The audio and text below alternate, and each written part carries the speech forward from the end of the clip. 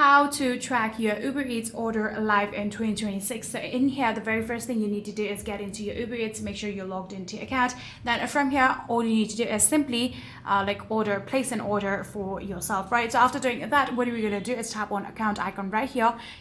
From here, you'll be able to see this interface. What we're going to do is tap on orders. Then in here, you'll be able to view all of your orders. So in here, you can see your live order. All you need to do is tap on that one. Then from there, you can review the initial screen tracking bar status as it updates from preparing your food to driver is heading out to the restaurant, and then watch the live interactive GPS map update to trace your driver's exact car, scooter, or bike icon location as they navigate streets toward your drop-off point.